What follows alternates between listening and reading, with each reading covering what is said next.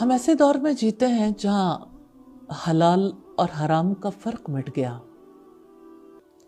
حلال تو وہ ہے جس کی گرہ اللہ تعالیٰ نے کھول دی، جس میں ہمارے لیے خیر ہے، اور حرام وہ ہے جس میں ہمارے لیے کوئی نفع نہیں، بے خیر ہے، جس میں ہمارے لیے شر ہے۔ حلال کم بھی ہو انسان کے لیے زیادہ نفع مند ہے، اور حرام کی کثرت بھی ہو انسان کے لیے نقصان دہ ہے۔ وہ بھی کیا لوگ تھے جو اپنی ہر مصیبت کا حل اللہ کے رسول سے چاہتے تھے، اور ہم بھی کیا لوگ ہیں، محبت کرتے ہیں لیکن اپنے مسائل کا حل کسی اور سے چاہتے ہیں۔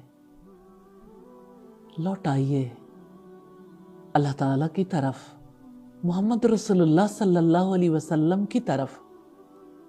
میں آج ایسی حدیث آپ کو سنانا چاہتی ہوں جس سے ہمیں یہ اندازہ ہوگا کہ آپ صلی اللہ علیہ وسلم کس قدر فکر مند تھے، کیسے سب کو حرام سے بچنا اور حلال روزی طلب کرنا سکھاتے تھے۔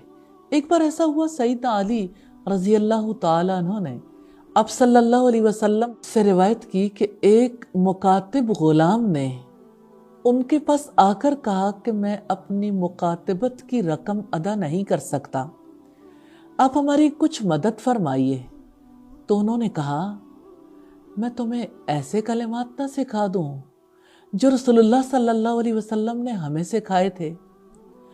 اگر آپ پر پہاڑ برابر قرض بھی ہوگا تو اللہ تعالیٰ آپ کی جانب سے اسے ادا فرما دے گا۔ انہوں نے کہا، کہو اللہم اکفنی بحلالک عن حرامک واغننی بفضلک عمن سواک۔ اے اللہ، تو مجھے اپنے حلال کے ساتھ اپنی حرام کردہ چیزوں سے کافی ہو جا، اور اپنے فضل کے ساتھ مجھے اپنے علاوہ سب سے بے نیاز کر دے۔